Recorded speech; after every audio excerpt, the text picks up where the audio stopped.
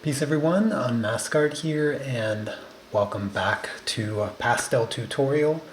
For those of you that might be joining this project for the first time, that is because I am streaming all of my otherwise exclusively Patreon tutorials public to everyone. I started this last Thursday, particularly because we should all be stuck at home if around the world. So I figured I might as well just open up the Patreon tutorials for everyone, just to give some of you some extra entertainment and whatnot. So feel free to ask me questions. I'll be happy to answer them, and let's just go ahead and get started. So this is part 4 of this project. The first 3 parts are still just over on Patreon. If you want to help support me, you can do that. And you'll have access to those first 3 parts along with the reference photo. So this project is of Wawel Castle, which is a castle in Krakow, Poland, here in Poland. And this reference is a picture that I took several years back when I first came to Poland. And yeah, so that's what we're working on. I did the sky on part 1, I did the water on part 2, and then part 3 I started some of the trees and I filled in some of the grass. For today, my goal is to finish up the grass, finish up the trees. There's a lot of trees here that I'm going to do, and then yeah, then the last part will be, of course, the castle itself, which will probably be 2 parts. Anyways, hello Sergio, good to see you. Sneaks, Diane, Aussie Artist, Lindy, I should say, Yulia, good to see all of you here. Hello from Los Angeles. Oh, awesome. Well, hello, Yulia, and you're very welcome. Hello, Anna, good to see you as well.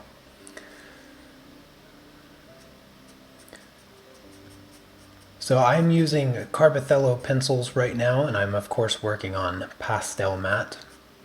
And I am just adding more and more layers to my grass until I get not only the texture that I want, but also the color that I want. I have several colors of pencil here.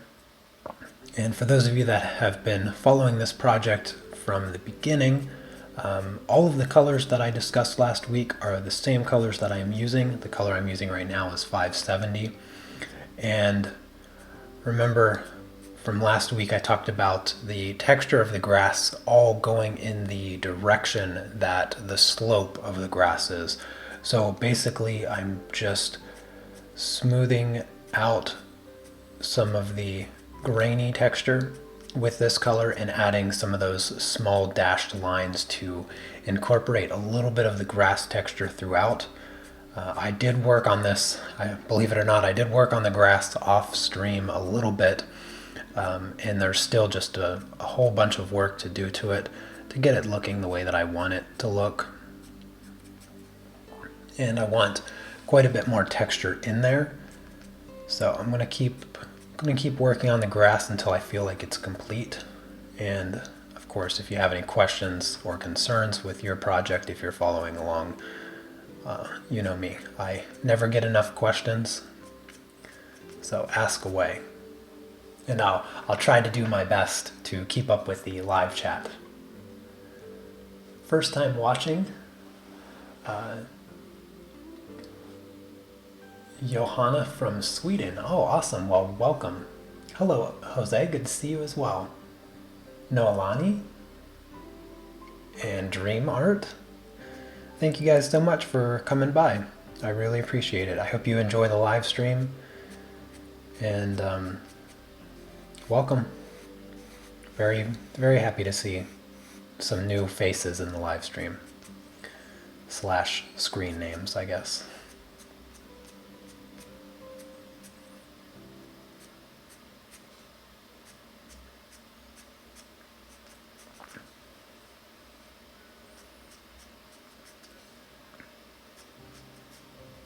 How do I feel about architectural drawings? Do you freehand them or using a scale ruler? So I generally freehand them. So you can use like a ruler to get really solid straight lines, which is nice. But personally, I kind of like to try to freehand most of the straight lines because you get what feels a little bit more organic as the architecture in comparison to the landscape, the trees and all of that. And I kind of like that almost it's almost like a storybook feel as opposed to like really hard artificial lines. And so I don't tend to use a ruler too much as far as the coloring process itself goes. For the drawing process, I'll get my lines relatively straight with a ruler. But when it comes to like coloring it in and all of that, I won't bother with a ruler or a straight edge of any kind. I'll just kind of try to follow the lines that I've created the best that I can.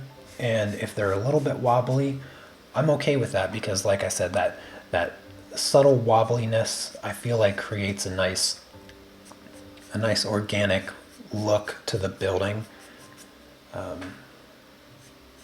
And it's just a personal preference. So, yeah. And using a ruler on top of pastels would be incredibly difficult anyway. But there is a trick to doing it. So I have one of these rulers here. This is a metal ruler with a corked back, which is really, really helpful when it comes to like not sliding around and stuff. But of course you can't use that on top of pastels. So what the trick is you take your ruler, you take a piece of glassine paper, and you wrap your ruler in glassine paper, and that's how you use a ruler with pastels. So in case any of you are wondering how to get straight lines, for instance, like I have the water line right here, and I freehanded this black line here. You could do that with a ruler if you wanted to. Just take your ruler, wrap it in glassine paper. You're still gonna want to refrain from like pressing real hard onto the paper and all of that, but you can safely create straight lines with a ruler as long as you wrap it in glassine paper. So that's a little trick if you were unsure of how to get straight lines on your pastel work. Oh, hey CT, good to see you.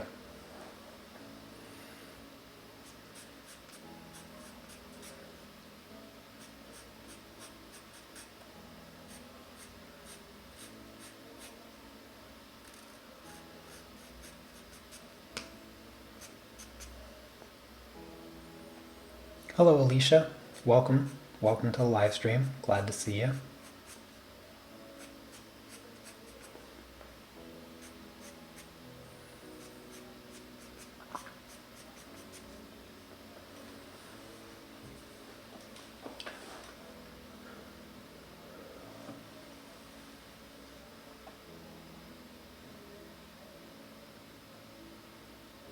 Absolutely, Sergio. You can send me the finished piece. I did see the work in progress. You're doing one of the older portraits that I've done, where I did that fancy frame around the portrait with negative space. Yeah, I saw the work in progress. It looks really good. You had the nose done, or pretty close to being done, and I could see the reflection on it, and it looked really, really nice. Really nice dark contrast in the skin tones already that I saw from it, and it looked really good. So yeah, send me the final piece. I'd love to see it. I don't want to miss it if you post it online and I don't happen to come across it.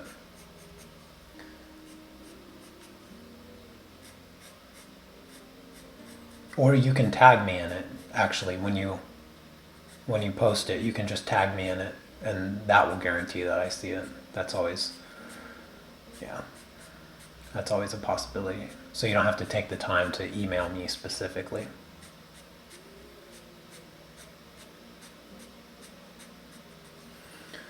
All right, I think I'm going to switch up colors here. I'm going to go for a little bit more teal, kind of turquoise.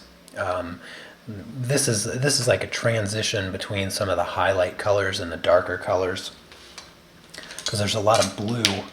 There's a lot of blue in the shadow side of the grass. So you have like the bright yellow green and the darker shadow blue kind of mixing together there in the transition between this light stuff and the dark stuff, and you get this rich turquoise color. So I'm going to use a little bit of this 530 color right in here in the transition, and just give the grass a little bit more blue tone. And as you're what you're going to be seeing is, as you're adding these colors, the dark spots of the grass, they're going to start getting brighter, and you don't necessarily want that, so you're going to have to switch back to your black eventually to get some of that contrast back. And that's where a lot of the extra texture will come into play. And what you'll notice is the grass is constantly shifting color. So you have like white, you have like a bluish white light, and then the grass is like almost neon green, and then it transfers into this turquoise color, and that has some green part, or the yellow part up at the top where the other walkway lights are shining. And then kind of like right in the middle is where it gets the darkest, and that's where some of the black and the dark contrast is going to come into play. So just keep in mind that the color is just a continuous like flowing pattern of various colors. So you almost can't go wrong as long as you have a bunch of variation in the color of your grass. And then, of course, you want to make sure that you maximize all your contrast, get the values right. That's going to be the most important aspect, is just getting the values right in your grass. How do I pronounce the name of the castle? So the castle is pronounced Wawel. In Polish, W's are pronounced like English V's.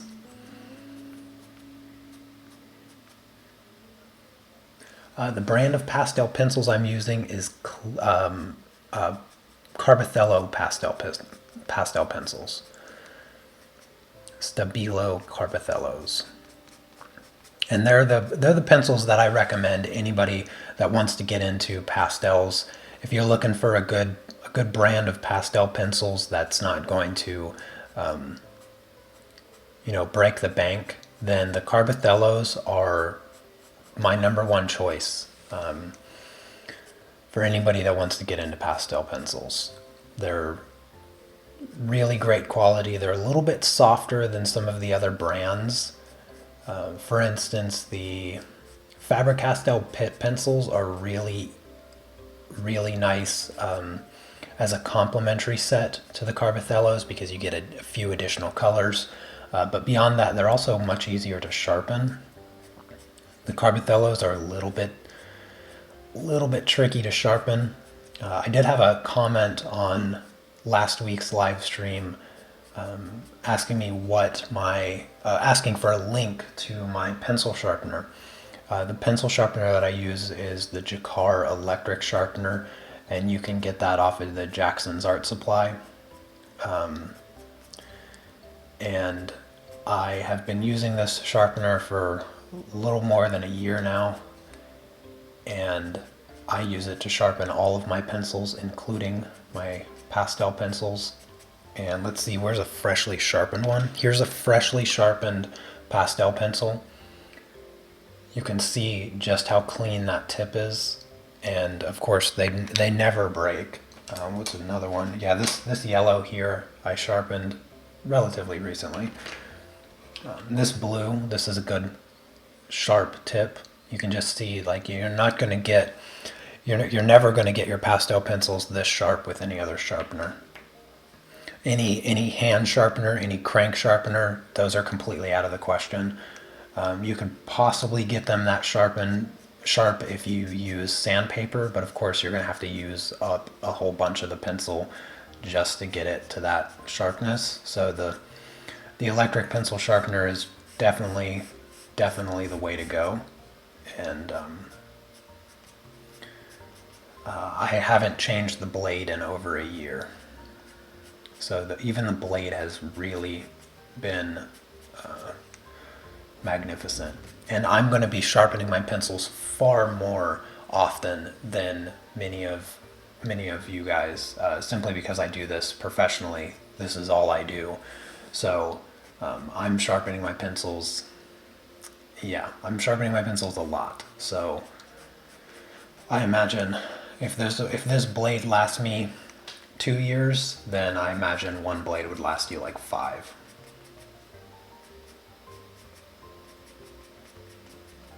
Because I've easily sharpened 5 or 6,000 pencils over the past year for sure.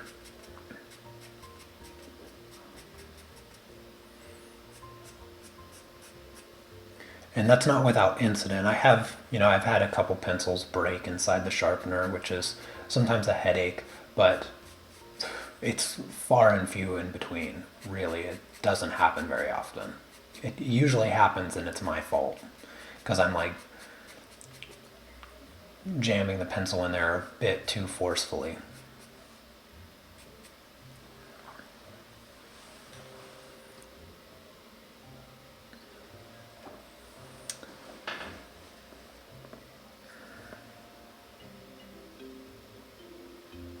Oh, that's awesome. I'm glad you got the full set of Carbothellos. I think they cost around like maybe $1.25 per pencil. You can usually get the whole set of 60 for right around like $65-70. Last time I checked, which was a little while ago, but yeah, they're a great deal. They're a great deal. For 60 colors, you can, with 60 colors of pastel pencils, you can literally color anything. The color selection with the Carbothellos is just so ideal. You really don't feel like you're missing anything. I wish they had a few like really dark colors. Like I like this dark teal turquoise color that they have, but I feel like they have almost too many light colors. So that requires a bit of mixing with like black and some of the other darker tones that they have. But aside from that, you're really not missing a whole lot. And I like that. I like that in the pencils.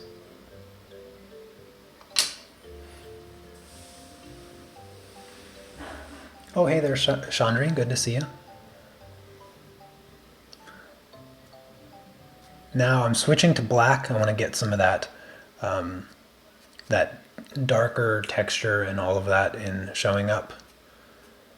Some of the darker values, a little bit more of the texture, and then I'll probably add some of the highlights with the yellow on the top side of the grass where the other lights are shining a bit. These patches of light green, they feel a little bit out of context right now because I haven't put any of the lamp posts in. There's also a little bit of a fence thing that shows up here along with the sidewalk, and I haven't put any of that in. So there's a lot of details still missing to give the grass the context that it needs. Because right now it just kind of looks like weird patterns on the grass, but once I add in the light, they'll make more sense. That those lights will give the glowing of the grass the context it needs for you to understand why the grass looks the way that it does. Because right now, I mean, if I were to look at it, I would just say it looks almost like there's little hills just kind of bumping up, and that's what's causing the change in color, but it's actually just flat. And it's the lamps that give that glowing effect.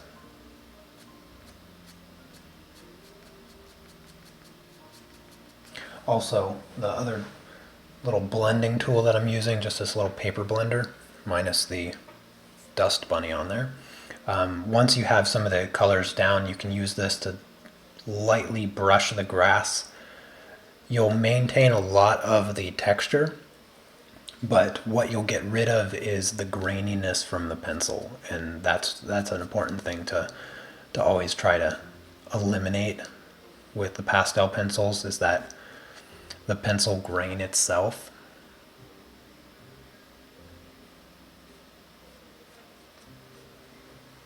Oh, good morning, Barbara.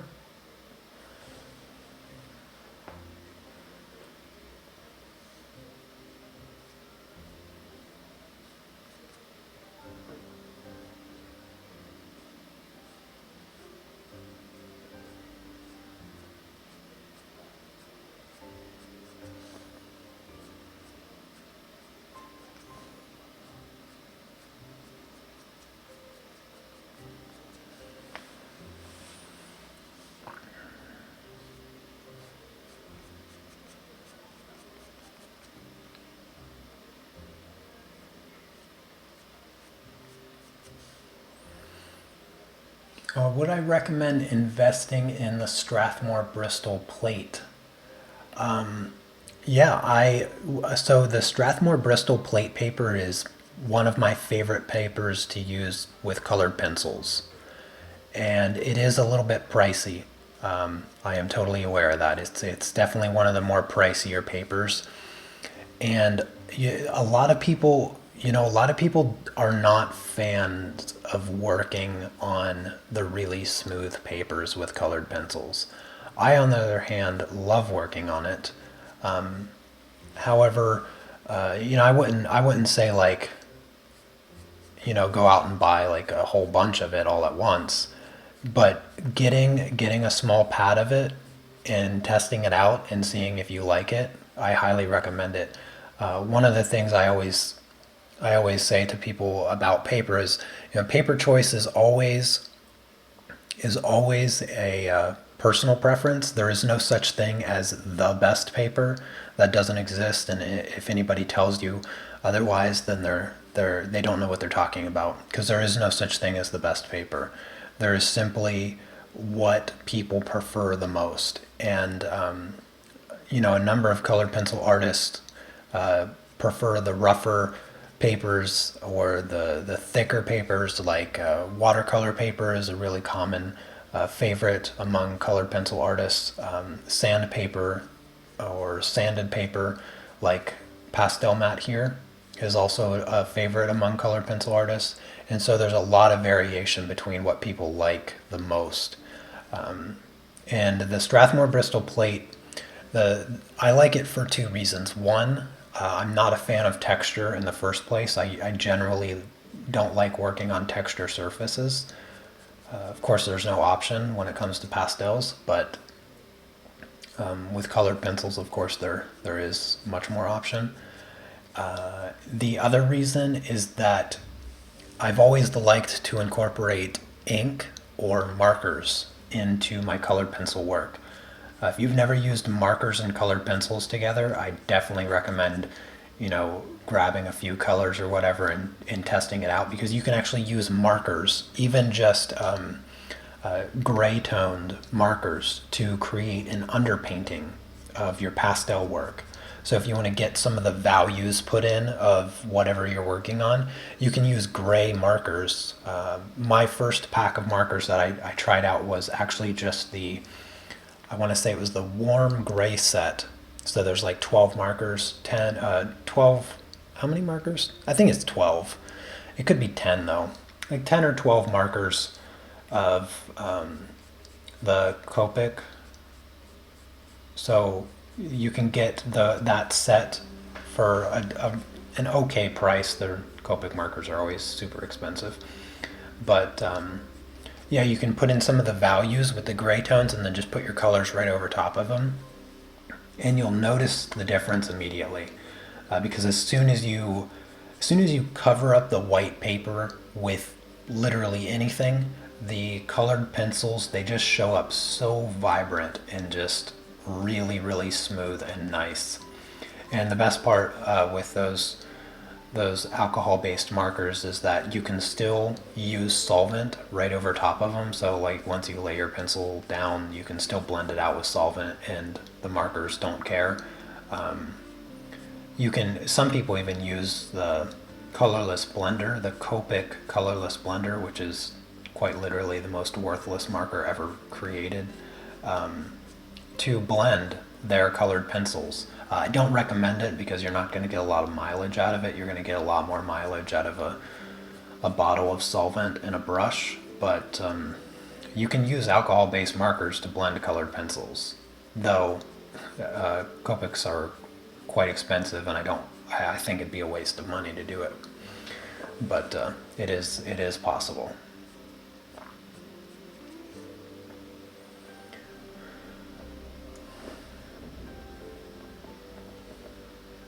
Hopefully I didn't miss anybody's questions in the chat. If I happen to miss your question, don't feel like I'm ignoring you. I'm certainly not. Just ask it again, and I'll do my best not to miss it a second time around. Because I promise you, I never get enough questions. So you can ask whatever questions you'd like. I'm just taking my time here, putting in some of the darker shades of the grass before moving on to some more of the highlights. And I think I need to grab a gray pencil actually, which is going to be really hard since I put all of my pencils away. Should have grabbed a gray, but I suppose I can just use white. Might just use white.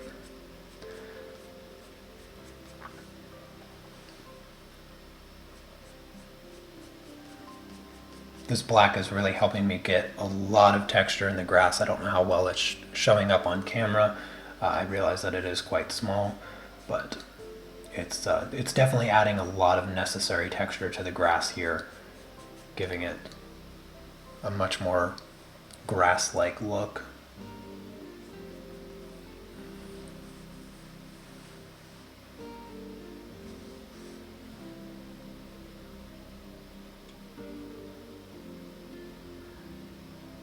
I like to use colored pencils all by themselves as well. I haven't incorporated markers into my colored pencil work in quite some time, but I still remember it, and it is a really great combination. Colored pencils and markers are probably my two favorite mediums to mix, and really the only mediums that I'm willing to mix, because I don't like to do. A lot of people love pastels and colored pencils, and I can't bring myself to do it because I don't like mixing the textures, which I think I talked a little bit about last Thursday when I started the new colored pencil tutorial.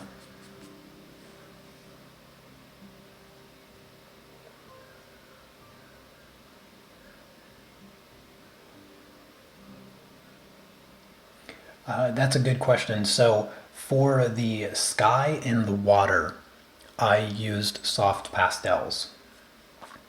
And I only started using the pencils for the trees and the grass here so far. So I'm using exclusively pencils on this area of the project. And for everything else that you see colored, I used just this normal soft pastels.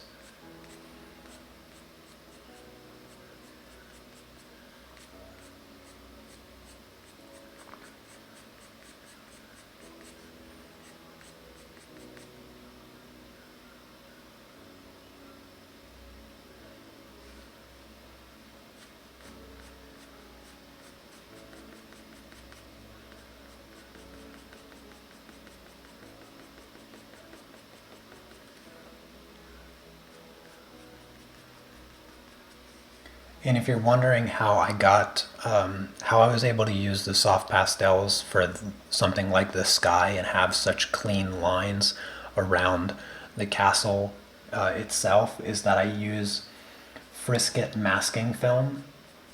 And as you can see, hopefully you can see on camera, I have some of my line art put down for the trees and the castle and everything. And so what I do is I put down my line art. I draw down where everything's at, and then I cover it with a sheet of masking film. And what I do is I use a felt tip ink pen, and I trace my line art right onto the masking film. and then I peel that masking film up, put it right back on the wax backing that it comes on, and then I use a pair of sewing scissors. I don't know what they're supposed to be. They're just really small, extra sharp scissors. These teeny tiny little scissors, because they're incredibly sharp and I can cut super precisely. So I can use these scissors to cut out all of these tiny little details and stuff right out of the masking film, which is far easier to do with these scissors than it is to lay down the masking film and then use an X-Acto knife or a craft knife to cut those things out. This makes it a ton more easier than using an X-Acto knife, and so that's how I do that with the masking film. Once I have it cut out, then I just lay it right back over the line art, and then I leave it there and I do everything in the background, and that's that. That's how I do that.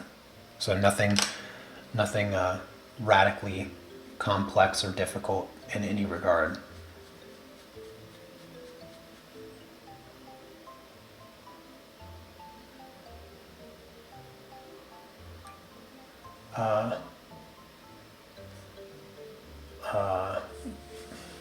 What?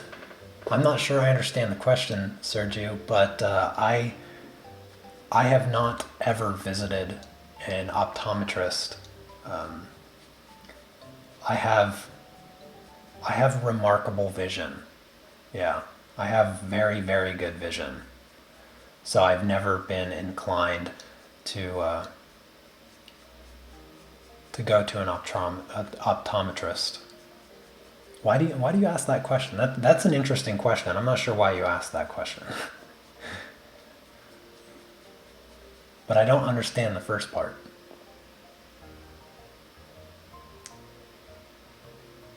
I should demonstrate the process. Well, I have demonstrated the process several times. And in particular, I've certainly demonstrated it over on Patreon, but it has been a little while.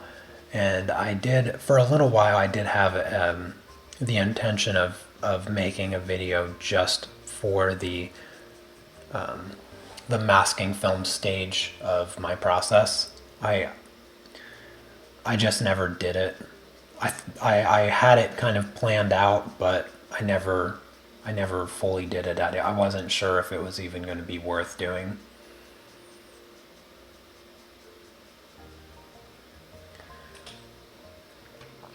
All right, I'm going to put in some of the sidewalk.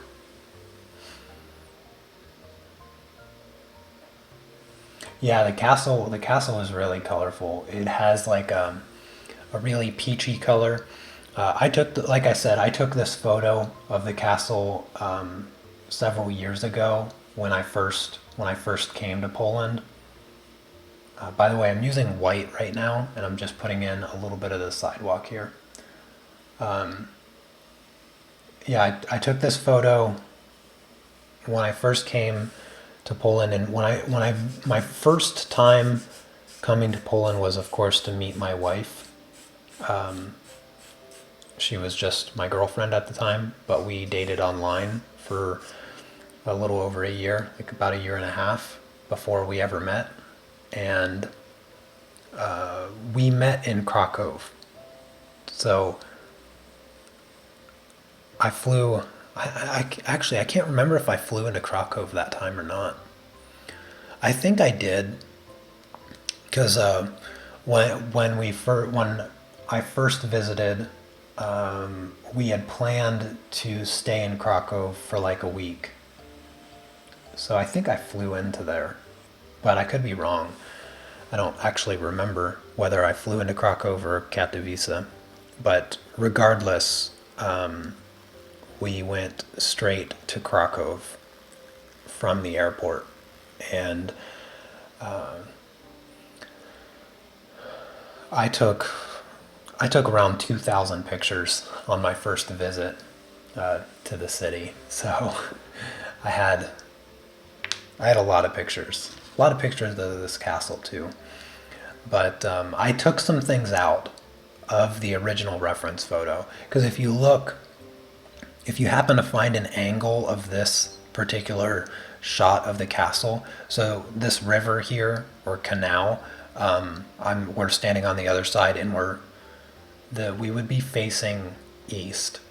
So we're kind of like facing east on this, somewhat east. I guess it'd be like a southeast direction that we're facing here. And there's a bunch of buildings over here, and there's some buildings over here that show up in the original photo, but I decided to cut all of that stuff out, because I just wanted to isolate the castle and make it feel almost floating. Because here, there over in the corner, I don't know, yeah, over in the corner here, there is a brick wall, and then there's a walkway, and then right behind it there's a cafe and stuff. So I just removed all of that. You can see I just cut that wall off and added the sky there, and so it makes it feel much more fantasy-like, which is what I was going for. I forget why I picked up the black pencil. Let's see. I'm gonna add some yellow now to the grass. You notice me squinting sometimes. Oh, that's just because there's so much light around me.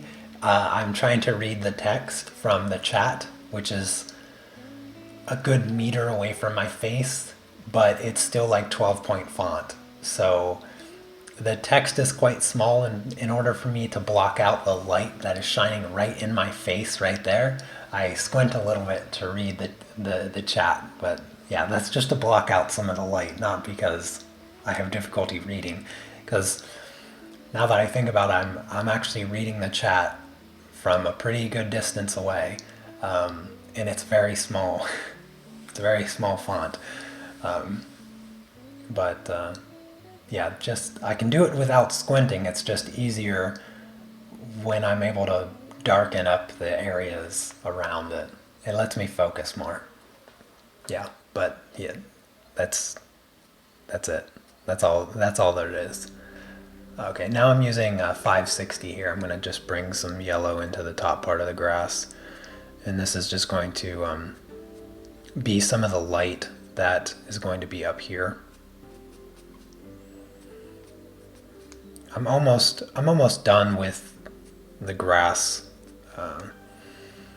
which I may have underestimated a little bit how quickly I'd get it finished, but regardless, it's a fun process. You can spend a whole lot of time on the grass trying to get the texture, trying to get the lighting effect, and all of that. It's just a long, tedious process that you can't just scribble stuff down and expect it to look good. You gotta just take your time.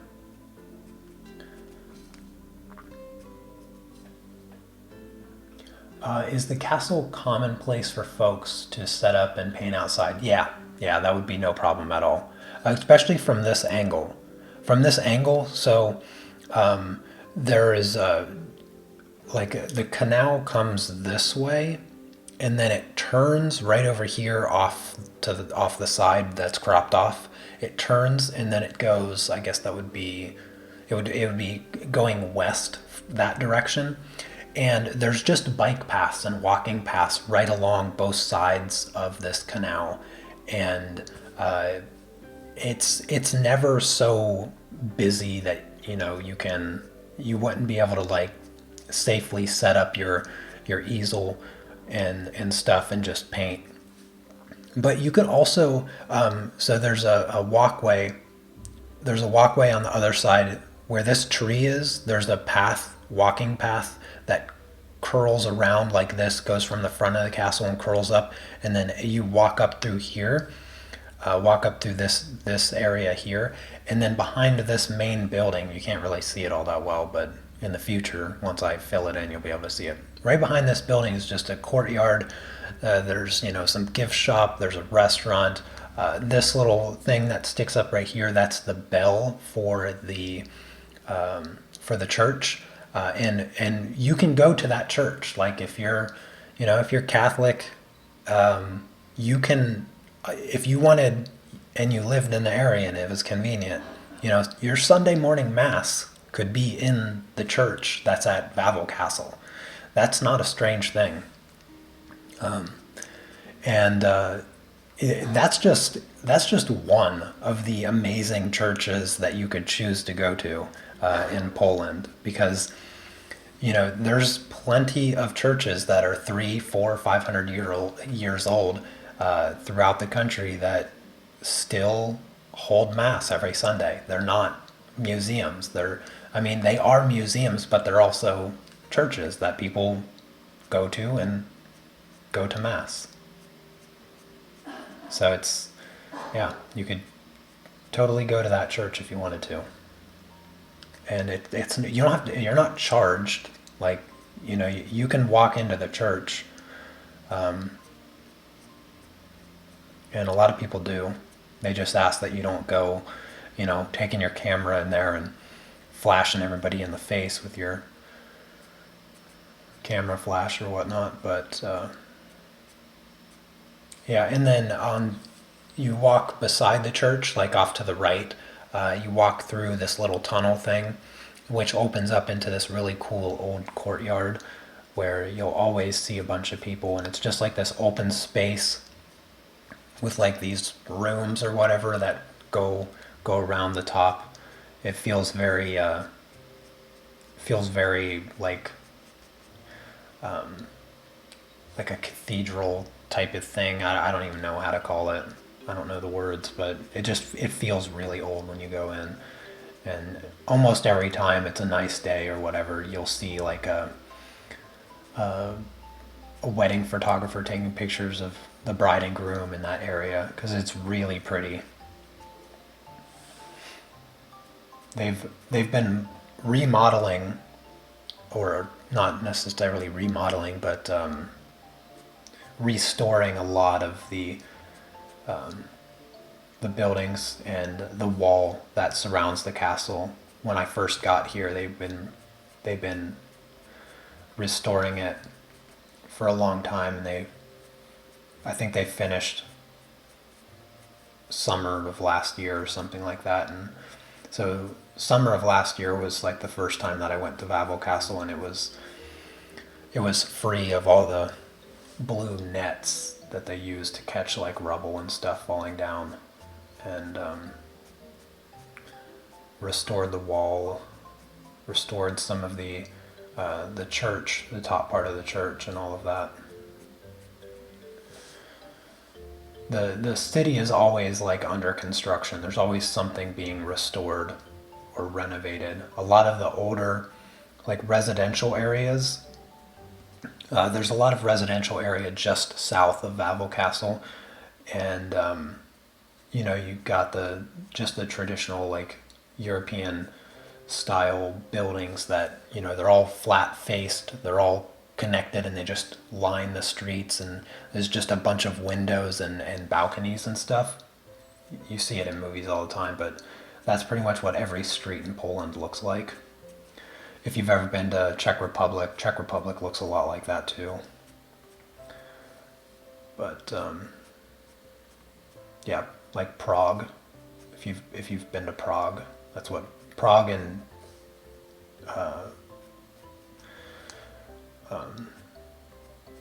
Krakow look very, very similar. They just have different bridges and churches, that's all.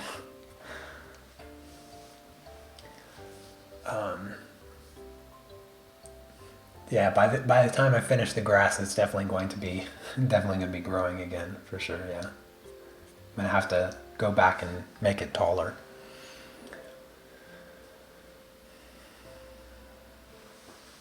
I've never been to Poland, but would love to visit.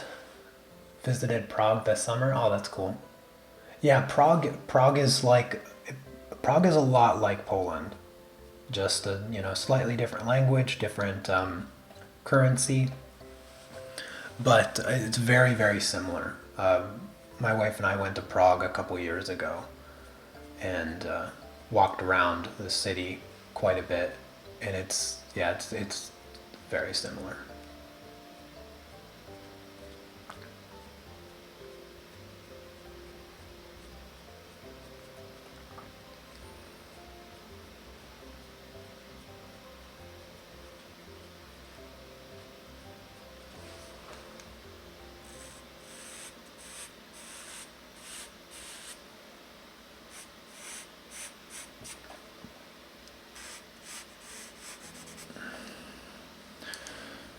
So I'm going to smooth out the grass a little bit and add some white highlights to it.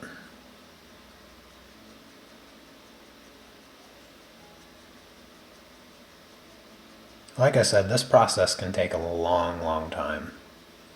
And, you know, the more texture, more detail you want to add to it, the longer it's going to take. There's just no shortcut to making something look good, you know. You just have to put in the time.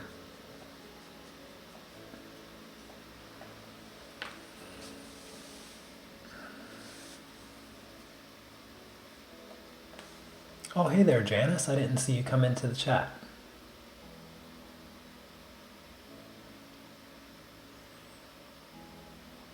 It's been a while since I've seen you. Good to see you, that's for sure. All right, I'm going to grab the white, put in some of these highlights.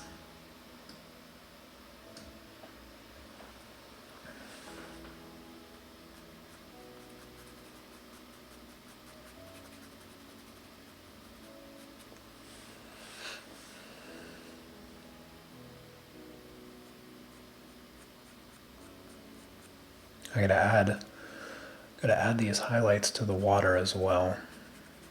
And then I think I might just add the fence posts also. Yeah, I think I'll do that. Or not the fence posts, but the light posts, the lamps themselves. Because they have, you can see the cast shadow on the sidewalk from them.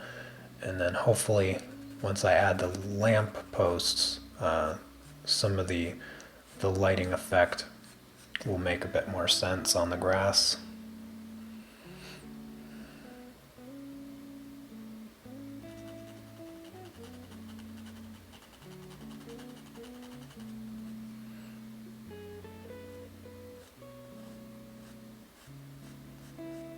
I'm adding just a little bit of the white reflecting down into the water.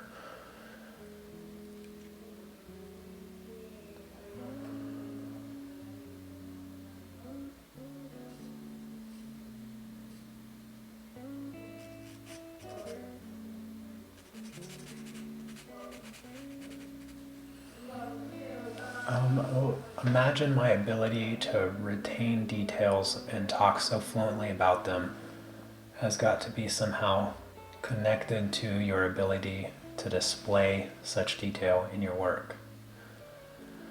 I don't know. That's an interesting thought, but I don't know.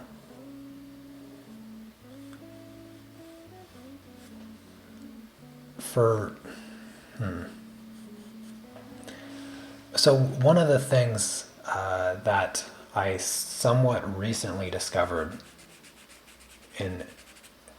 is that not everybody is able to picture things in their head.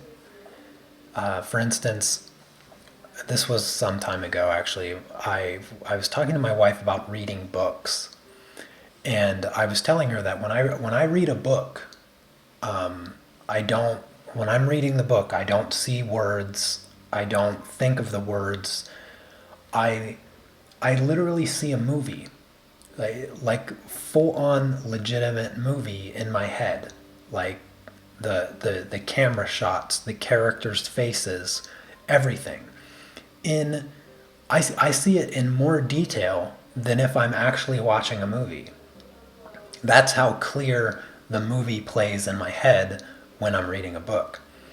And my wife told me, like, that's not anything like what reading a book is for her. And I was like, what do you mean? So she doesn't see those things in her head. She's not able to picture those things. Like I can literally picture anything in my head at any given moment whenever I want. But not only am I able to put it into my mind, but I can move it. I can picture a lion right now, perfect, crystal clear lion. I can change the position of the lion in any manner of which I want. I can make the lion stand up on two legs in my head. I can make the lion dance with a cane and a monocle if I wanted to. And my wife can't do anything close to that. She can't visually picture a line in her head. So I think maybe it has more to do with that ability as opposed to my ability to create detail. I don't know. What kind of Jacquard sharpener am I using? So I'm using the Jacquard electric auto stop sharpener. That is the extent of the name of the sharpener. So there's no more to the name that I am aware of. Jacquard electric auto stop sharpener. As far as I know, there's only one on the Jackson's Art Supply website, so it shouldn't be too hard to figure out which one. You made a lion dance in my mind as well.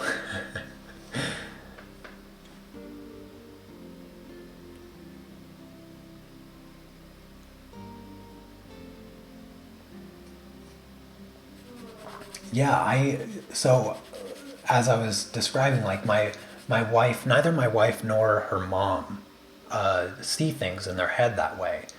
And when my wife told me, I was like that. When my wife told me that, I was like, why would you ever read a book?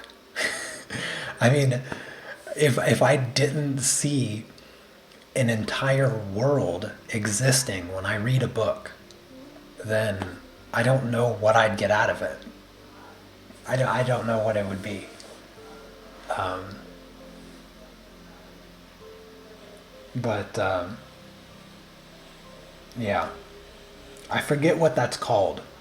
There's a name for it. If Anna is still in the chat, I remember she talked about it. I think in one of her videos a couple years ago or something, and she knew the name for. I think it was for people that aren't able to picture things in their head. Now we will expect to see an upcoming project featuring a lion with a cane and monocle. Yeah.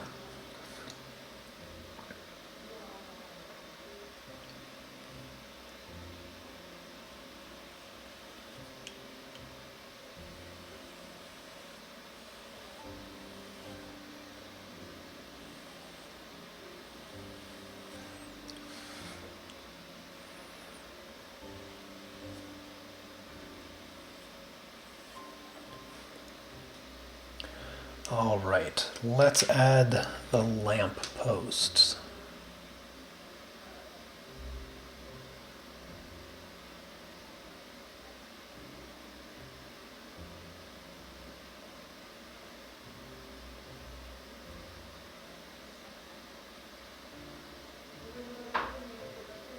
And I'm just using black for this.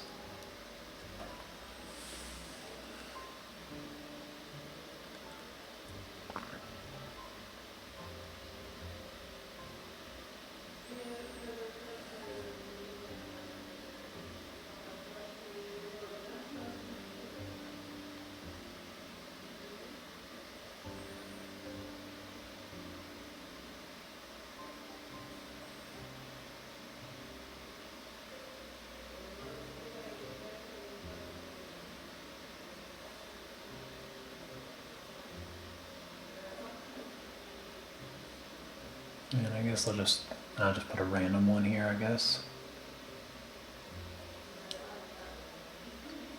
And I think instead of coloring in the cast shadow, I think what I'll do is I'll just grab some of the black. And I'll just drag some of that black across to the sidewalk to create that cast shadow. Because it's kind of subtle, so I don't think it really matters all that much. And the lamps aren't spaced evenly, which is something I didn't notice, but kind of odd. They have somewhat of a random spacing.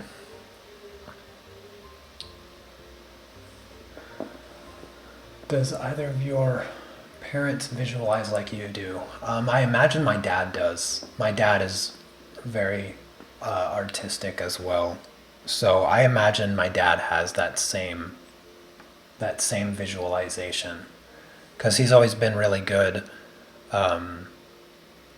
at like engineering, just like being able to solve a physical problem. Just, I don't know. I guess it's kind of hard to explain, but I can give you an example. One example that still sticks in my head, and it will always stick in my head for the remainder of my life because that's the way my brain works. Random stuff, the most random things in my life will always stay with me. In my earliest memories go all the way back to like 18 months old. I think just before I was 2 years old is my earliest memory, and I still have the memories as vivid as though they just happened. But when I was in the fourth grade, I found a baby rabbit, and I thought, oh, how cool would it be to have a pet rabbit? So, of course, I took it home. And at that time, we lived in a house that had a full basement, and my sister Lisa and I, our rooms were in the basement. But there was still a lot of storage stuff, and so there was a bunch of space in the basement. And of course, the rabbit got out of whatever I had it in. And so we needed to catch this rabbit. And I was like, Dad, there is a baby rabbit loose in the basement. We got to catch it. And the contraption, which was severely overcomplicated to catch a baby rabbit, that he made using some of my connects, because I had a little small set of connects, which if you don't know is going to be even harder to describe. But while I'm continuing on this story, I'm going to grab my black pencil and start filling in some of these trees here, because there's a lot of them. Right, right here, I think. Yeah. So I'm going to just use black to fill in the shape of the trees. So the contraption that he made consisted of some cut up pieces of cardboard, a cardboard box, one of my baseball shoes because it was cleats, which allowed it to stay on the box a little bit easier because it was sat on the edge. This kind of bridge teeter-totter type thing, a couple rubber bands, and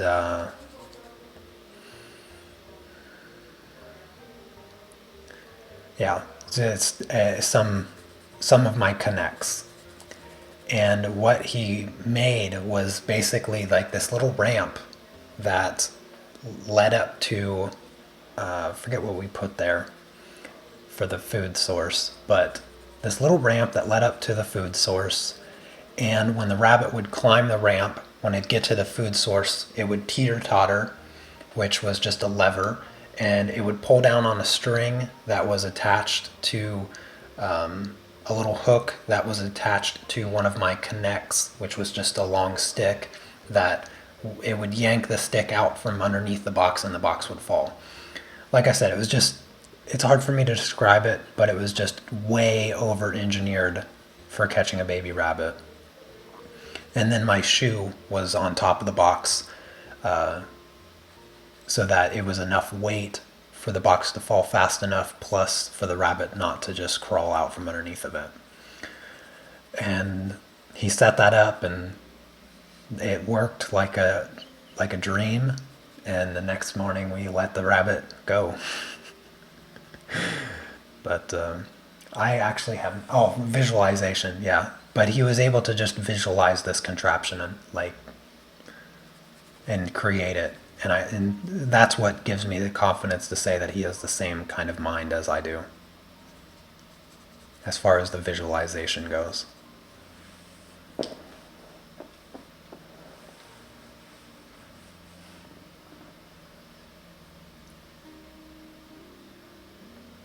Is the ability to visualize linked to good imagination? I don't think so.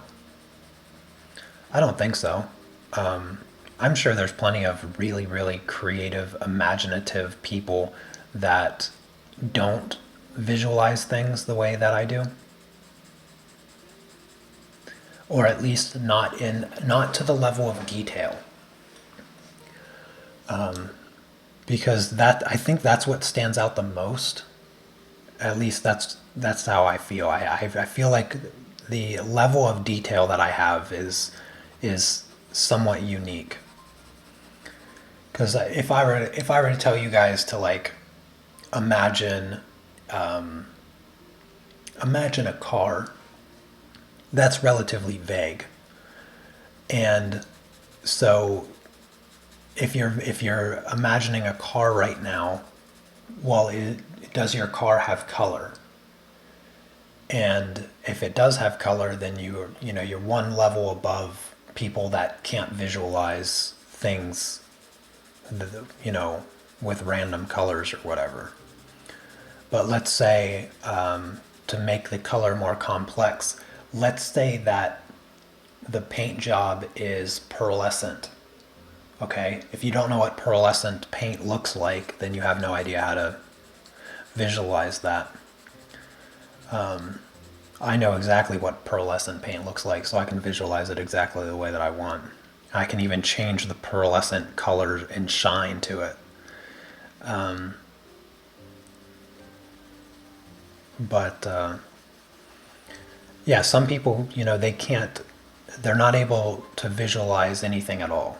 Some people are able to visualize things, but it's not clear. It's more of like general shapes and kind of just a semi picture, like a blurry image or whatnot. It's not like that with me. I see everything in painstaking detail.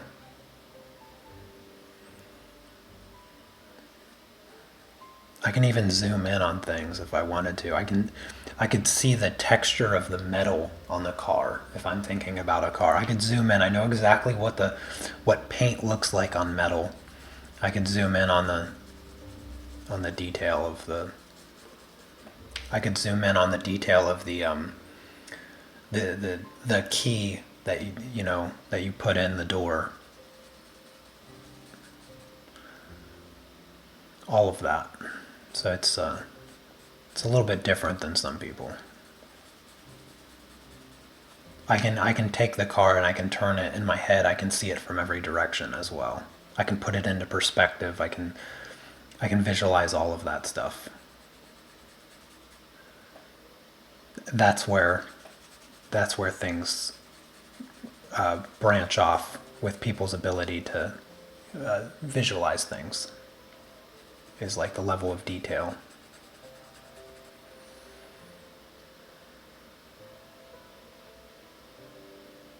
Have I ever experienced something remotely scary which I could never explain in a rational manner? Um,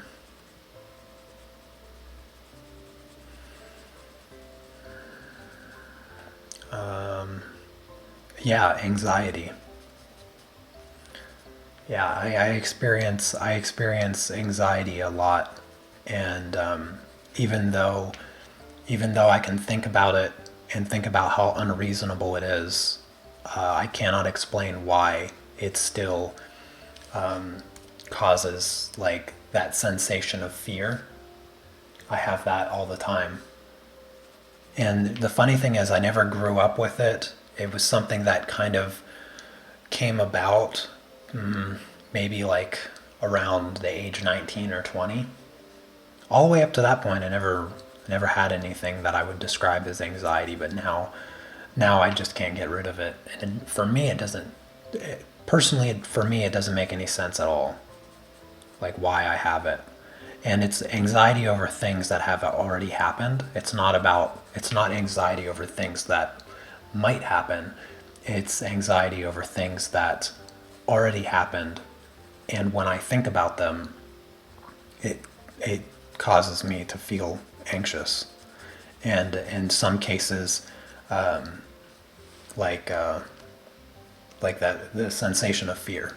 So yeah. Let's see. Can I explain why you do the trees before the castle? Yes. So the reason I'm doing the trees before the castle is because the contrast in the trees measured against the castle is very, very dark. So a lot of the trees have a lot of black in them, which is why I'm just coloring in everything black and kind of I'm essentially putting in all of the shadows of the trees before I touch any part of the castle. And the reason I'm doing that is because the value of color that the castle needs to be is very difficult to measure against surrounding white. So if, for instance, like let's say this part of this tower here, this little part here, there is a light on this face of it. It's very, very bright. In fact, the windows here are like pure white almost. And the white brick, it has like a sandstone brick down here, is very, very light. And to apply that color, it's going to look weird with all of the surrounding color being the white paper. So it makes it tricky to measure the values visually because our eyes are incredibly susceptible to optical illusions. And color value is one of those very difficult optical illusions that our brain is tricked by just constantly. And a good example of that is if you take any shade of gray, it does not matter what the shade of gray is. Take any shade of gray, you could even cut it out like a little circle of whatever middle of the road gray. Place that gray on anything that is just white. So a white piece of paper, just put that piece of gray. The gray is going to look significantly darker than if you take that same shade of gray and place it on a black piece of paper. If you put any shade of gray on a black piece of paper, it's going to look very light. It's going to look like a light gray. Take it on and you put it on a white piece of paper, it's going to look very dark.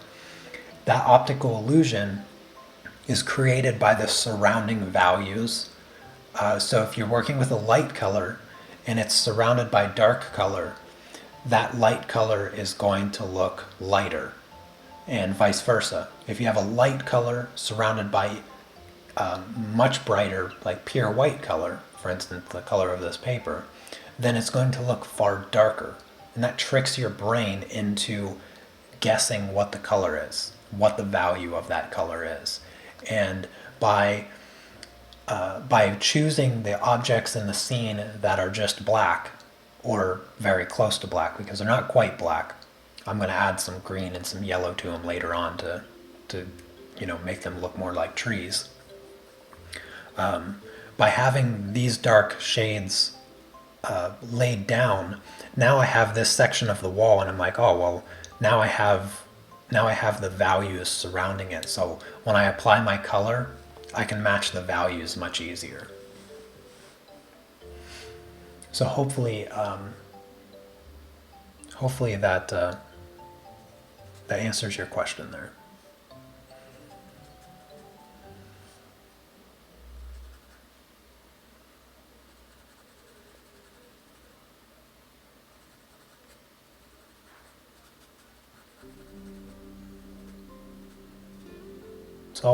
It's always been easier for me personally to start with the dark stuff.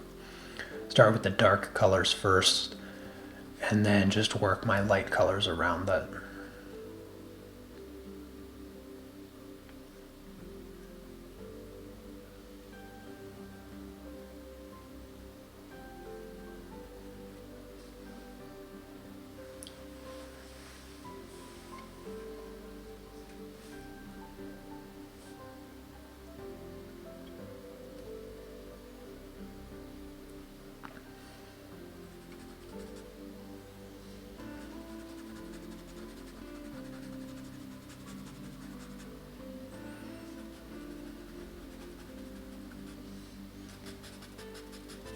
This tree here, there's a little tiny statue. There's a tiny statue, there's some benches that you can see a few people sitting on, and they just kind of look like blobs of shapes and colors. So it's, you can approach it any way that you want, but essentially what I'm going to do is just fill in a general tree shape.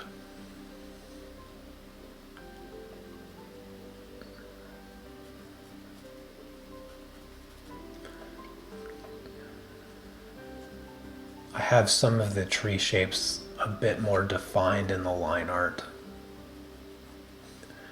but for all of that, all of the colors and things happening in there, I'm just going to add later on. Let's see, the base of the statue is kind of like right here, and then top edge of the grass, just kind of cut across there. So all of this I'm just going to fill in black, and then I'll use some of my lighter colors and shades of green and all of that to kind of give the tree a little bit more context.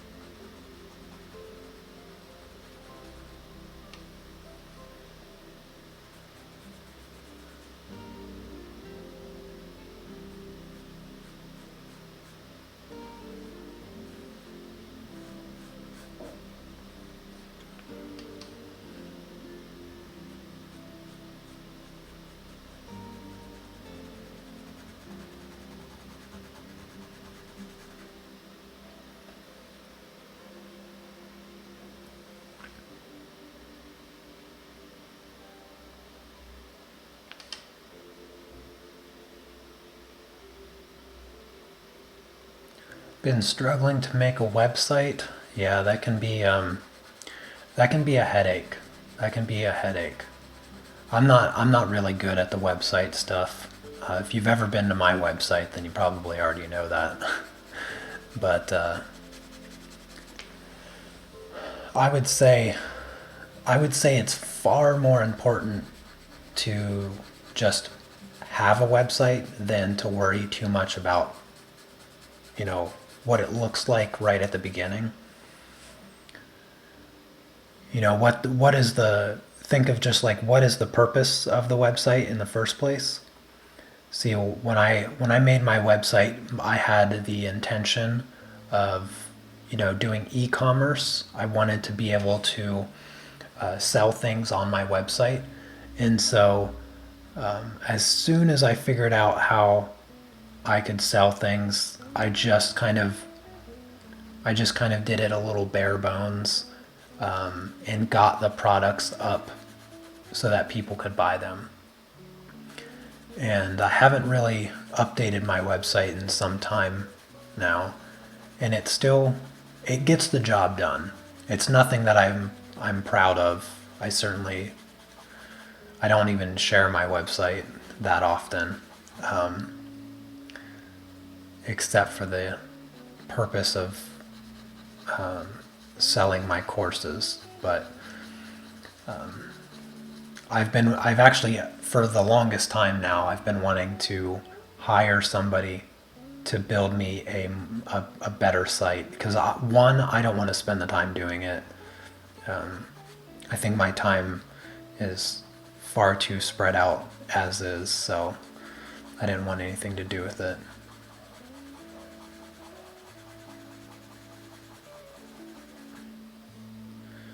But yeah, websites can be tricky if you're not already experienced in building them. But the Squarespace or whatever, you know, they get a lot of, they're very popular. They're like the top site as far as like building and stuff, and I think their e-commerce is fairly well integrated into everything. You just got to pay for like the membership or whatnot.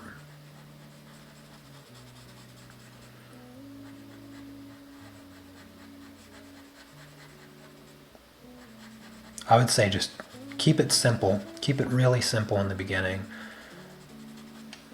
Because I mean that's how my YouTube started. My YouTube was very simple in the beginning. I didn't I didn't try to do anything fancy. And then just as time goes by and you produce more content and all of that, you just slowly but surely kind of integrate it into everything, and then before you know it, you got a whole bunch of playlists and end screens and all of the branding stuff and all the stuff that comes with YouTube. I think websites are pretty much the same.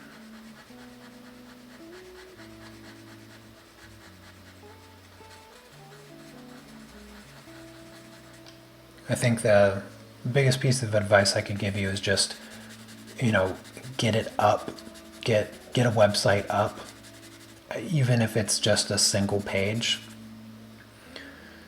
because you can always increase the complexity of it as time goes on, and you'll just learn as you go. You don't think that you have to have like this final product right out of the gate, because I mean, if you look at any website that has ever existed, that has never been the case, not once. I mean, if you go back 10 years and just look how much YouTube itself has changed, that's also a very significant, you know, obvious changes that they've made to their website. And just think about how many people they have working on that. And once you realize, like, oh, I guess it doesn't really matter, just get it up and then make the changes as you see fit. And over time, you'll have a wonderful website, hopefully more wonderful than mine, and something you can be proud of.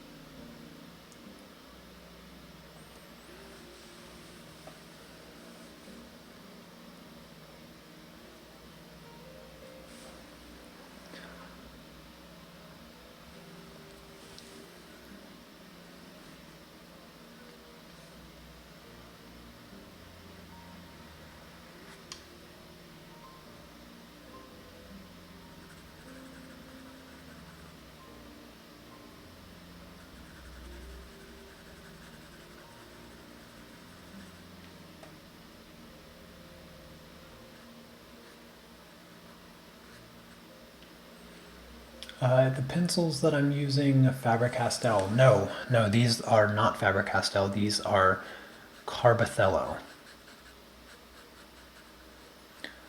Don't really use the Faber-Castell pit pencils very often. In fact, I can't even remember the last time that I did use them. I pretty much exclusively just use the Carbothello, which is, I mean, it's the reason I do it is so that people that follow along on my tutorials, I use the most accessible supplies. I'm not trying to impress anybody with the the level of supplies that I have. I have all the pastel pencils. I have all the colored pencils, but I stick with the best cheap products, because there's no real need to go beyond the Carbothellos, with the $400 set of Geneve pastel pencils from Caran d'Ache, and the Carbothellos, in comparison to the Faber-Castell, I would choose the Carbothellos 9 times out of 10. simply because the vibrancy that you get from the carbothellos is a bit more. So you have a little bit more, like, since you can go more vibrant with the carbothellos, you can just take them further than you can with than the Faber-Castell Pit pencils. And so I always recommend these pencils over them. Even though the Pit pencils are great pencils, I just feel like if you're gonna only have one set of pencils, then these are the ones that I recommend.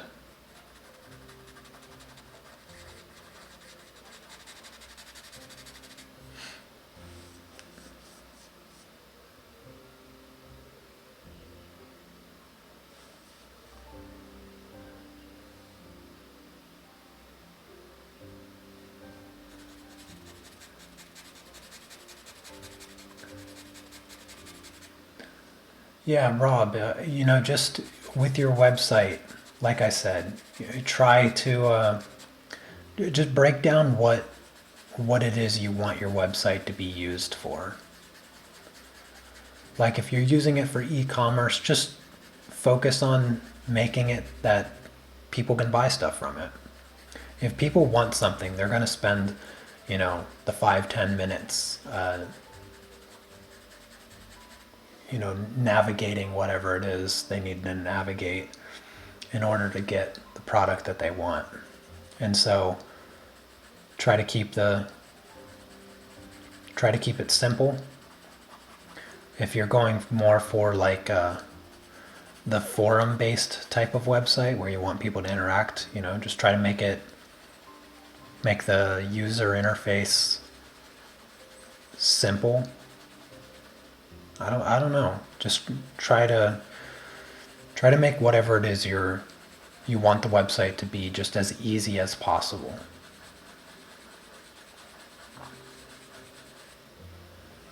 And just focus on that one important quality. And just ignore everything else.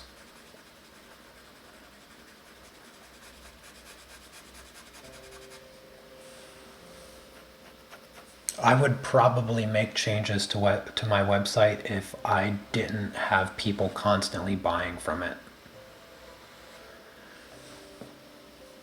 If like my sales were to stop on my website, then maybe I'd consider like investing a little bit of money into it and seeing if I can't have somebody, make it run a little bit smoother or whatnot. But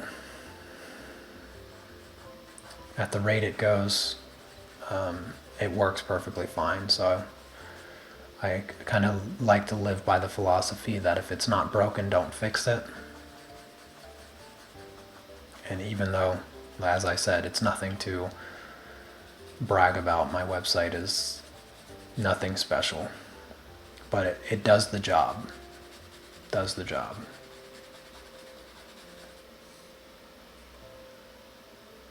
What other hobbies do I have besides reading and watching movies? Playing chess.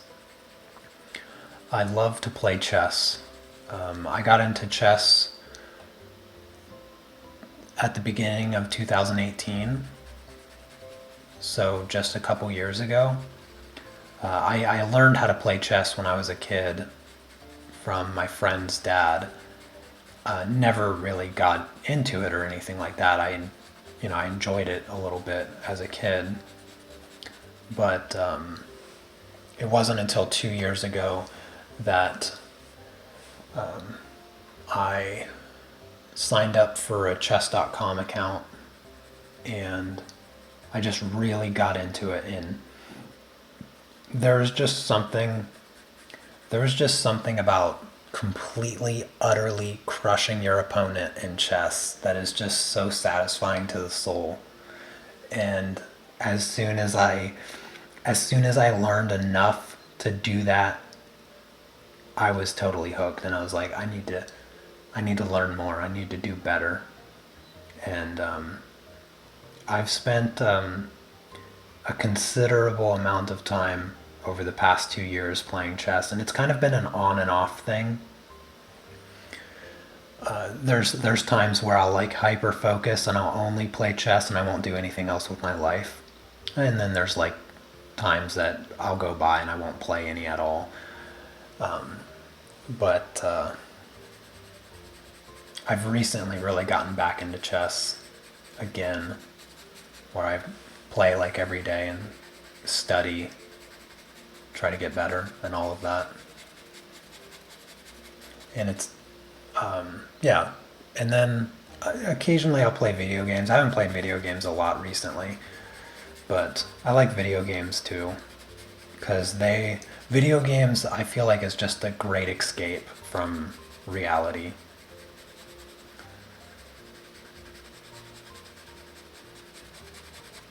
But I like to do that.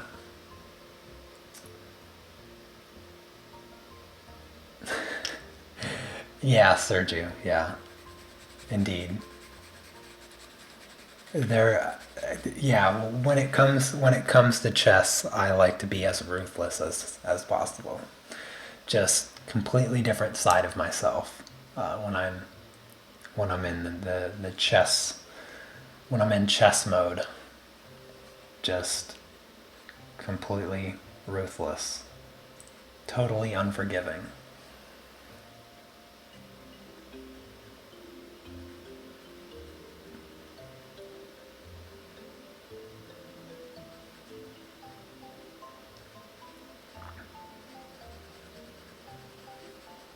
And I'm yeah when so I don't do it so much anymore, but at a lower level in chess, I really enjoyed playing like these hyper aggressive gambit type openings and just annihilating my opponent.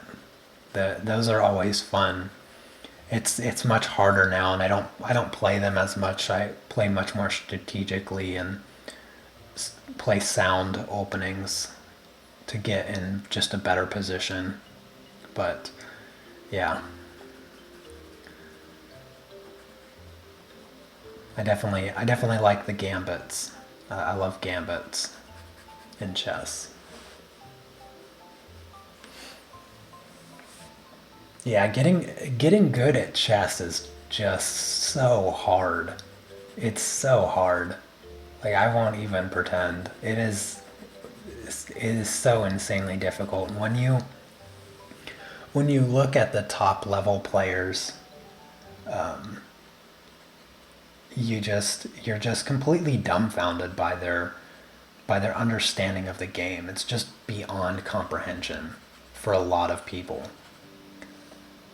Even after 2 years, like I'll watch, Hikaru do a live stream or something, and I'm just like, gosh, I just don't even understand how you can be so good at this game.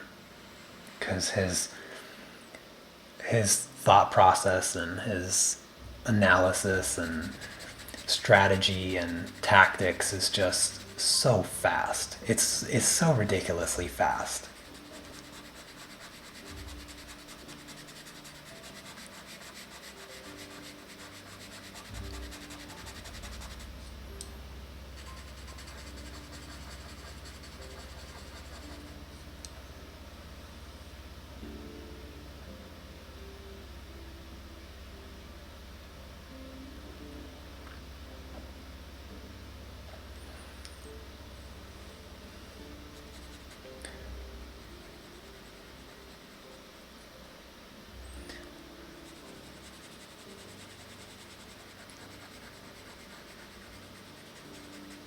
I miss having these conversations with you guys. Yeah, I was. It's fun. The questions you guys ask just bring up totally random kind of topics of conversation, and I really enjoy just talking about all kinds of things. I'm still just trying to fill in the trees. I have, let's see, beyond these trees here, there's like one little tree here, and then there's some trees over here that I can fill in. And I think that's what I will like stick to doing for today. I'll just try to get the rest of this black filled in, and you can start to see over here, especially now that we have some of these darker shapes put in, you can tell that the grass has started to make a little bit more sense. We have some of the light posts showing up, but we don't have them all showing up. But overall, it's starting to make a little bit more sense. And as we continue to fill in those all of the white space there, and even if it's not with perfect level of detail or anything, the context of the grass is going to start just making more and more sense. So if you are one of the few people following along on this project, and you have been working on the grass and you just feel like you're not getting anywhere, if you feel like you're kind of spinning your wheels on the grass, just find a comfortable stopping point. You can always come back to the grass. You don't have to like completely finish it before moving on. And I should have mentioned that earlier, but you can start blocking in the trees more and just get some more context to the grass. And once you have that white covered up, the values of the grass are going to start making a little bit more sense. And then of course with the grass reflecting in the water, all of that's going to start making a little bit more sense too. Because right now the water just kind of looks like random mess, with all of this being white up here.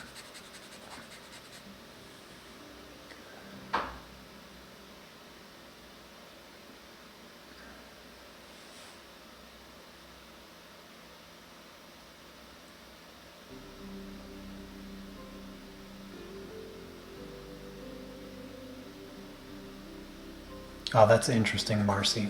Yeah, I have an insanely competitive personality.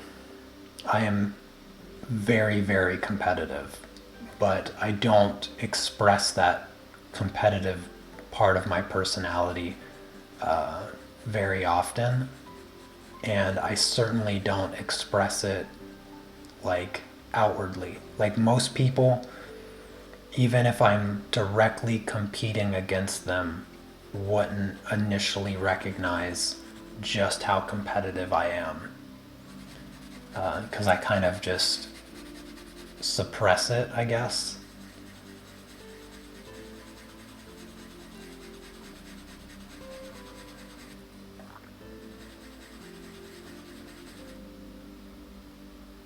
What made me get into drawing? That's a good question. To be honest with you, that's not something I'm even able to answer, to be honest. So I started drawing back when I was in first grade. So I would have been like 7 years old, like 7 or 8. And I think at that age, I just did it because it's what was the enjoyable part of school. The enjoyable part of school was like not having to read, not having to do math, and all of the other subjects.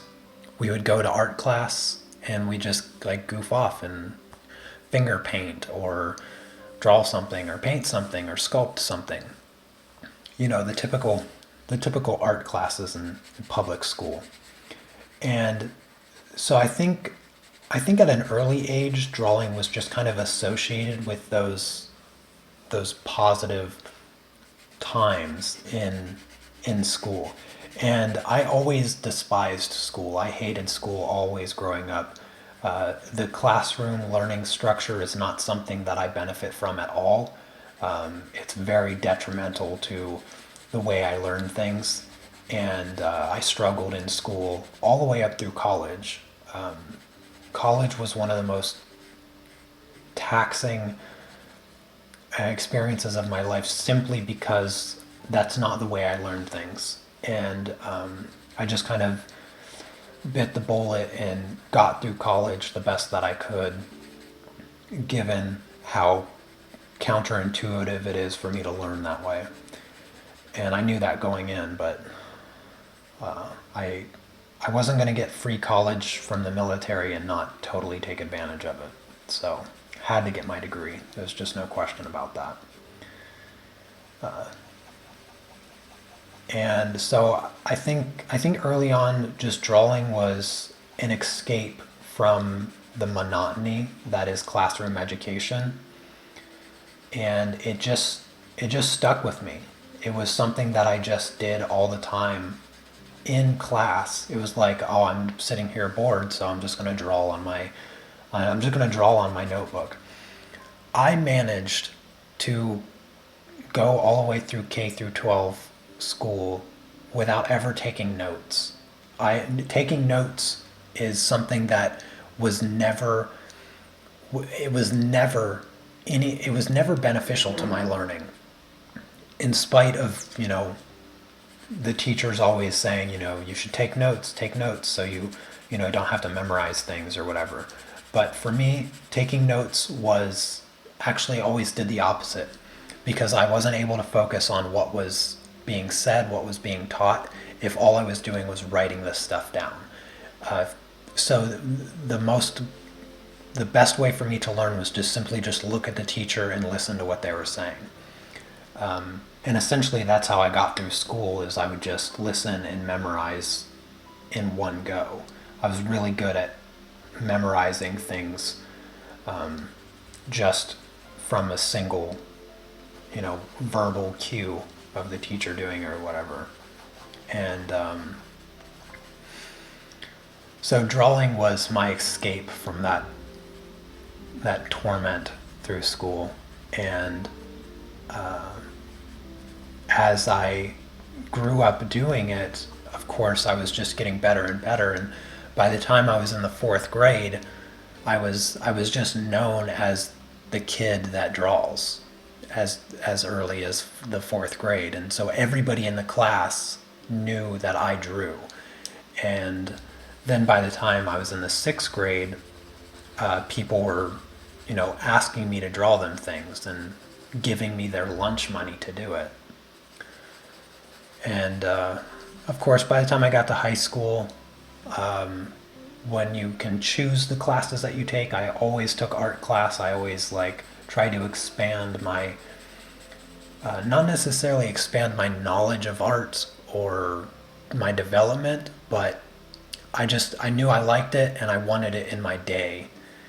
And it wasn't until high school that I started drawing people, and that's when I started getting more into the practicing side of art. I taught myself the grid method when I was a sophomore. Once I learned the grid method, that completely revolutionized how I drew. And for a year straight, I would just draw whatever I wanted, and I just used the grid method. And over that period of time, I was also painting a little bit. And when I would paint, the first time I painted legitimately was freshman, and I only ever used the primary colors in black and white. So everything that I had painted all the way up until 2012. So for 6 years, 6 or 7 years, no, 9 years, right? Yeah, so for 9 years of painting, I only ever used the primary colors plus black and white. And then I just kept doing that stuff. It was just it just became a hobby. It went from my way of escaping school to just a hobby that I would do even outside of school. And once I started studying it a little bit and kind of getting better at some of the basic foundations of art, drawing, painting, all of that stuff, then came then came college, and when when I was in college, I was required to be a full-time student. That was something that I had to maintain. Well, when I first started college, I was at the lowest possible level. In fact, because of the way that I went through high school and stuff, I always chose the lowest tier classes that I was able to graduate with. And so by the time I finished high school, I basically had no education at all. And that of course really hurt me when I wanted to go to college, because I didn't. I was able to graduate high school not even having ever dealt with exponents. I had never seen exponents before until I took the entrance exam to the community college that I first started going to. And so, of course, I didn't do that great on the entrance exam, except my verbal and written skills were off the charts. I've always been really good linguistically, and I got really, really good at it while I was in the military, because while I was in the military, I read so many books that, as far as vocabulary wise, I was at the college level and all of that stuff. And so when it came to writing, I've always been naturally good at writing as well. And so those portions of the entrance exam went really well for me, but I was really low level on the math side of things. So this is what I did to get through college faster. Is after I took the entrance exam, and I was like, I am not starting at high school level, because I wasn't even, based on my score or whatever, I wasn't even allowed to take college classes at the math level. I had to take like the entry level high school math recap class or something, and I was like, oh, I'm not wasting my time with this. And so I went to the math teacher of the class that I wanted to take. It was a summer class, and it was like advanced algebra or something like that. It was the lowest. It was like taking 3 courses in the span of the shortest quarter of the year. And I just went to the math teacher. I was like, look, I learn faster than probably anybody you've ever met. And math is something that I've always just immediately understood. I understand it like immediately. You tell me how to do it, I'll be able to do it. There's no question about it. Until I get to infinite series and calc 3 and 4. I still don't understand that stuff. But regardless, so I go to him, I tell him this thing, and I'm like, let me please make an exception. Let me take your class, and let me just prove this to you. And he let me into his advanced algebra class, and I completely destroyed that class. Completely destroyed it. In fact, by the end of the class, my teacher came up to me. He said, if you weren't in this class, every single person in this class would have a whole full grade higher, because I messed up the curve that bad. There was 2 tests throughout the quarter that I did not get 100% on, but I did the entire course's homework way faster than anybody else did. It was all online, so I could always do it from home, and I just completely destroyed the class. And I have no idea where this is going. I don't know. I don't even know why I'm talking about this stuff. But you asked about like how I got into art, and yeah, now I'm talking about this one math class that I took when I started college.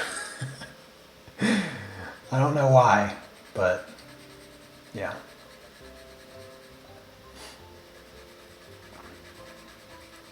Art has always just been my escape from school. And I took my first oil painting class in 2012, I think.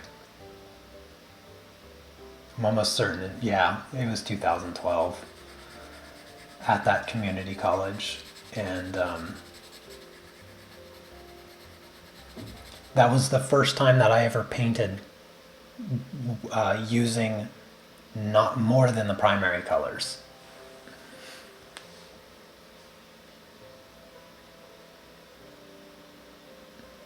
My major in college was math. Yeah, so even though I've always despised the the standard education model that most of the world subscribes to, the classroom based stuff, I I always loved teaching. Teaching is one of my favorite things to do. And so I got my degree in math for the purpose of being a high school math teacher. And so I have my degree in math. And I would be a high school math teacher right now if it weren't for the fact that I somewhat accidentally became a professional YouTube artist. Because of all the lovely people that are in the chat right now. Uh, because because you guys have spent the last, what, almost 2 hours listening to me ramble on about a whole bunch of stuff, is because, well, it's for that reason that I'm able to do this for a living, really, because I enjoy these conversations that start in one place and completely go way off to left field into just random conversation. When you meet a person for the first time, like say you go out on a date or whatever, and you have a really good connection, and you just sit there and talk for hours, and you feel like you've talked about everything in life, and you just don't want it to end. You just want to keep talking and talking. That's what almost every live stream feels like for me, because there's always like a new person in the chat, and I just enjoy having the conversation, and I get to do my favorite thing in the world, which is just creating, whether it's painting or drawing or coloring or whatever.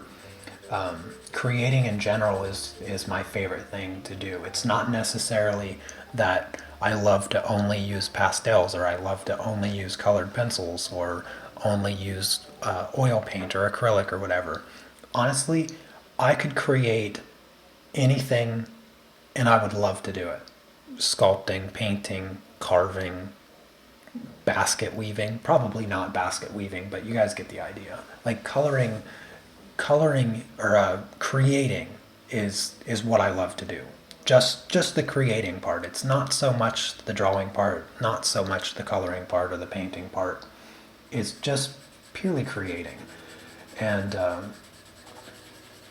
when so the synopsis for all of the new people that I see in chat right now. So if you want to know what I mean by I accidentally became a professional YouTuber, because I do this for a living. I don't do anything else with my life, and that is 100% the truth. There is that after I graduated from the University of Washington in Seattle, and while I was going to college is when I met my wife.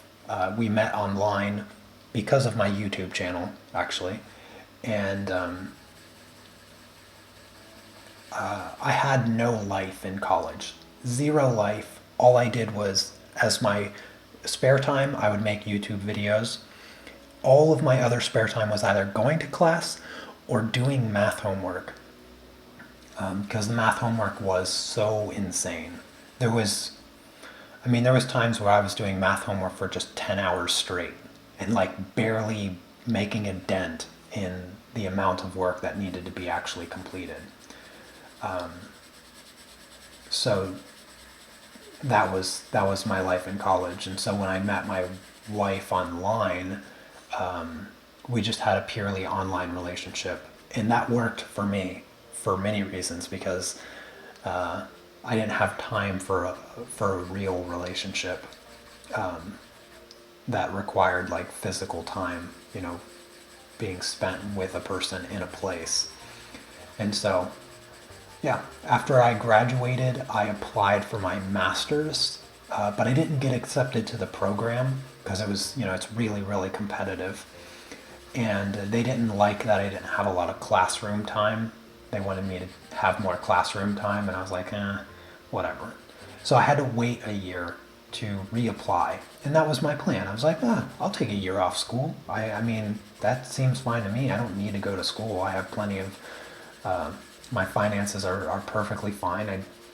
I'll just move to Poland to be with my, at the time, she was just my girlfriend, but I decided to move to Poland for a year.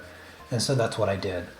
And when I came to Poland, I just set up a little studio. If you go back far enough on my channel, you'll see that what that initial studio looked like. It was, yeah, pretty tight space, but it worked. And I just made YouTube videos. That's all I did. I'm just gonna make YouTube videos.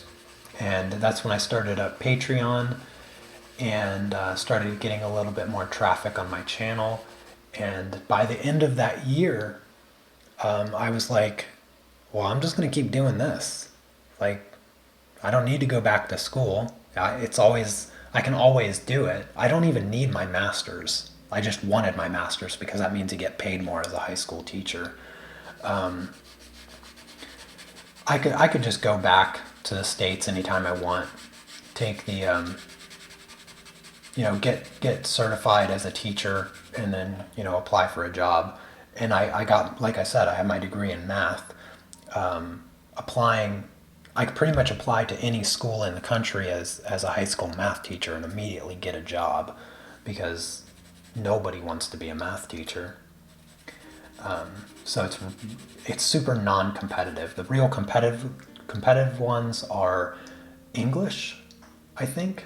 I think English is the most competitive, because I don't even know what you go to school for to be an English teacher.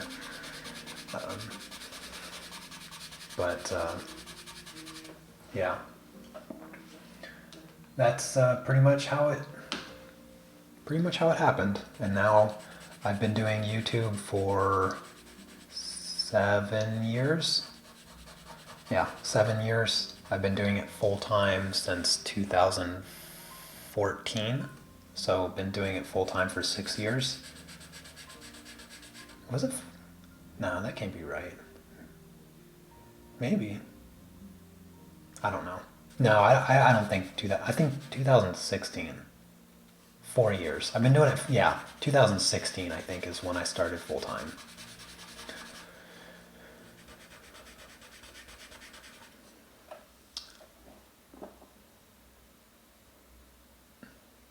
Oh, thank you, Andrea. I appreciate that. That's one of the things that both I think both helps me and hinders me on YouTube, since I do this for a living, is that the person that you are talking to, the person that you're seeing right now, me, is 100% who I am, as opposed to like some character that a lot of YouTubers create as like a personality or something. I don't have a personality. I am just who I am on the live stream. And that makes it really easy for me, because I don't have to pretend to be something I'm not. But it also means that you get, just the authentic person when you watch my channel and stuff. You don't get a character. You never see a character on my channel. It's just me.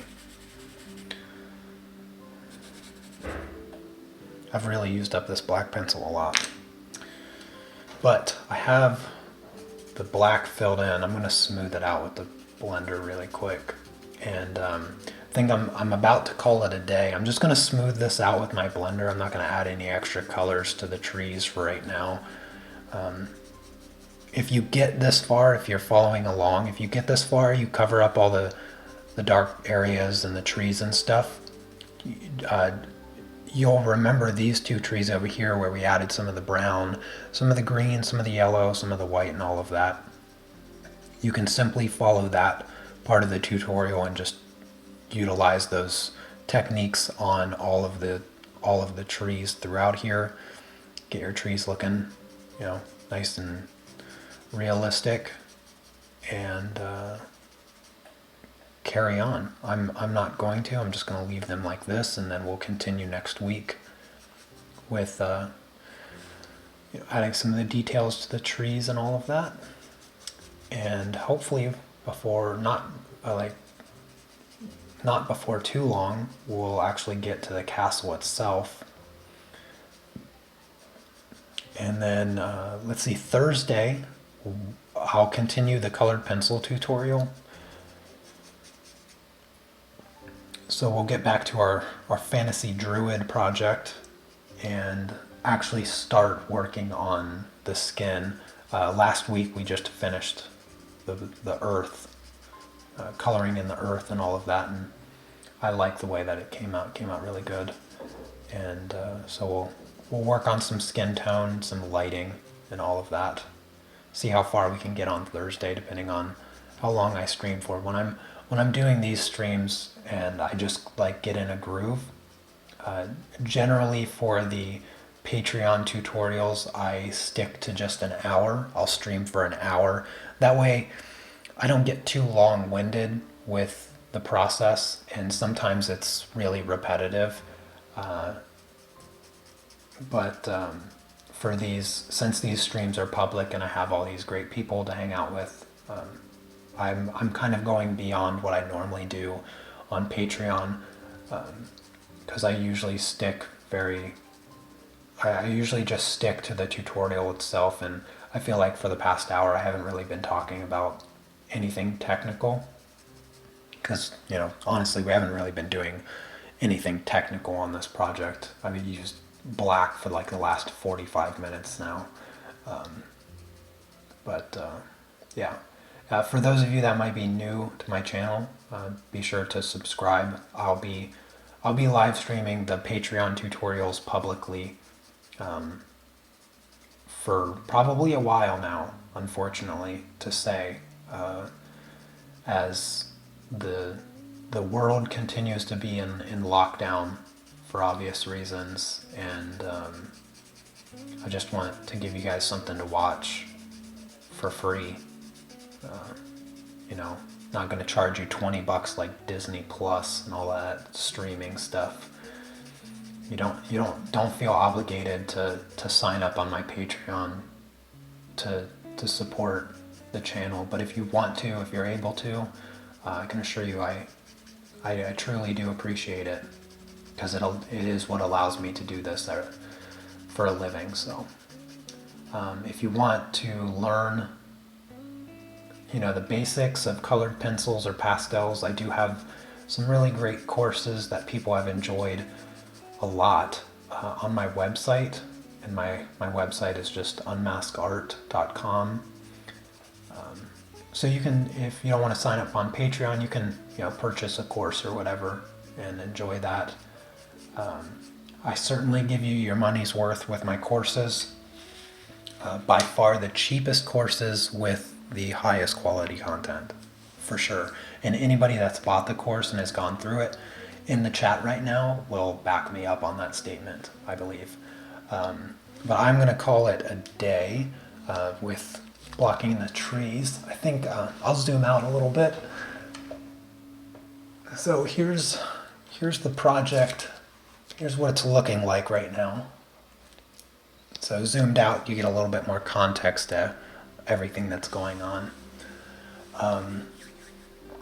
But yeah, I'll see you guys on Thursday for the color pencil tutorial. So hopefully you'll be around for that. And otherwise, yeah, don't forget to give the live stream a thumbs up. And I think that's about it. yeah, unless you guys have any other last minute questions, maybe I didn't see one, but either way, you guys have a fantastic rest of your Tuesday. Stay safe, stay healthy, all of that good stuff, and I will see you same time on Thursday. So take care. Peace.